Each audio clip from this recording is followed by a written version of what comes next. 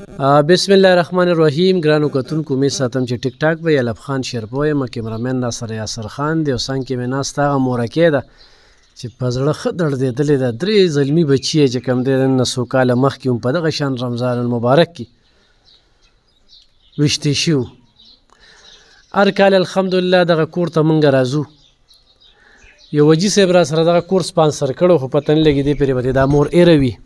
موږ یې ورته ور یادو چې مور ضرورتمنده ده، مور درته دعا کوي، موږ هم درته دعا کوو. ولې چې په دغه روژه کې به تاسو وی چې هغه مور له چې کوم دی نو څه یوسئ، نو دې پیرې چې کوم دی تاسو ته یې در یادو. ضرورتمنده په دې چې د کور کې 4 تورسرې دي،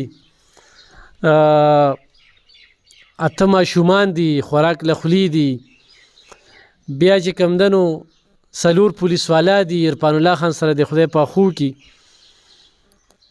زه چې کله هم د ډي پي او عرفان الله خان ذکر کوم نو ډایرک ورسره د دوی د کور ذکر راځي، ځکه چې ډېر ایمانداري ښودلې ده په دې واقعه کې مو. او دغه شان په 400 کې چې کله ډیوټي کړې ده نو ډېره په مخلصۍ سره او په ایماندارۍ سره ډیوټي کړې ده. پرون روان وم او خور مې راته میسیج وکړو، نو دوی سره زمونږ یو تړلې رشته هم ده. نو زه به یو 2-3 ورځې لیټ راتلم خو رامخکې شوم. نو دې کې یو زه د فیملی بنسپتي والا مننه کوم چې هغوی موږ له غوړي راکړو. نو ما پکې د مور له یو ټیمګي روړو، په کار چې ډېر ټیمګي مې وله روړی وې، خو به هر حال بیا به له 70 ورځې پس راځم. او دا نور هر څه چې کوم دی خپل کور له چې سړی روړي نو ما داسې د خپله جیبه چې کوم دی نو ما راواغستل.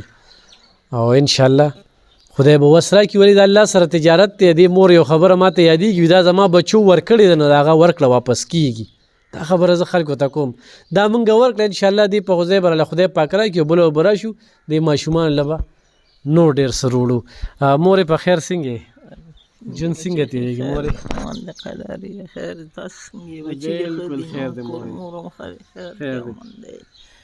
دلته ټیم ښه پاس کېږي، هغه الله پاک مسبب الاسباب دی، هغه ورکولو والا هغه دی، رزق رسان هغه دی، هغه ټیم دی. بس خدای پاک یې ښه پاس کړي او څه کمی نه دی راغلی، څه کمی نه دی راغلی، سوال نه دی کړی لکه استادو په شان په بل سړي د دې جینکو دغه لږې پنشنې دي، بس په هغې خپله ګزاره کوو. څومره پنشنې دي؟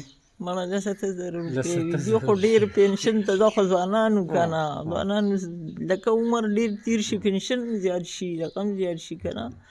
دا خو د ډیوټۍ پورې کار دی، د نوکرۍ پورې کار دی چې هغه لکه یو سړي ډېره نوکري وکړي نو پنشن هم زیات شي، هغه هر څه زیات شي که نه. نو هغه خو هلکان سړي وو، واړه بچي وو، لکه بس ووایم خو خدای 8 ماشومان دي کور، 8 ماشومان دي. هغه مشران نصیح خو مې پېښلي دي، 10 کې سبق وایي او که نه خو ګټې دي. نه الحمدلله ژوندي دي. ها دا خدای دې ښه لري ولې ژوند او صحت ورکړي. ژوندي دي جي صاحب، خو بس موږ هم ورته ور یادو او که نه بس ولې خدای پاک دی. او زمونږ او ستاسو خو رغېدن نه کېږي، دغه هم دی. بس هغه ستا خبره رښتې خبرې دي، پړی دی. پرون هم زما لږه څه مسله وه دغه نو بس لږه ورغلي وم وله هم راځي، واړه هم راځي، بل مخ په ورځو کې راغلي یو. خیر دی.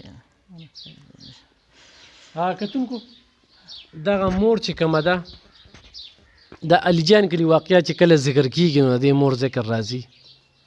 هغه 3 وروڼه چې په یو ځای باندې مړه شوي، دا د هغوی مور ده.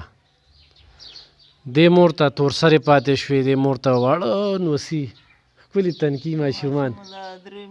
اورې دا وګوره که نه شي دې خواته بچو له بوټي راشي که نه، دغه تنکي ماشومان چې کوم دي نو دغه پاتې دي. اورې نو مورې دا خو به دا به روژه ماتي لري، دا خو به نه دوی له به دې ماشومانو له دوی سره مدد وکړئ. کتونکو دا 7 ماشومان دي، ضرورتمند دي. دا مور ډېره حساسه ښځه ده، نه چاته لاس نیسي، نه سوال کوي او نه تمه کوي او د الله نه کوي. په زړه باندې او په اعصابو باندې ډېره مضبوطه زنانه ده. خو زه درته د راز خبره کوم چې ضرورتمند دي. نو خو تاسو سره وړل په خپله راتلی شئ دې کور ته، ماله نه.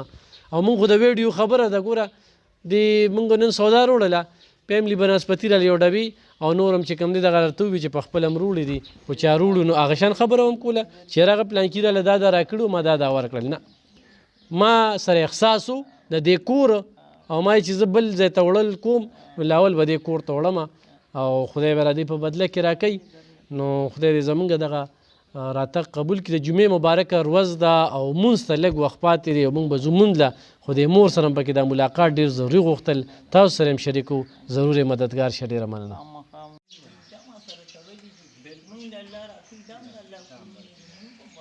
بس ما خو ګوره زمونږ له 70 ورځې پس راشم.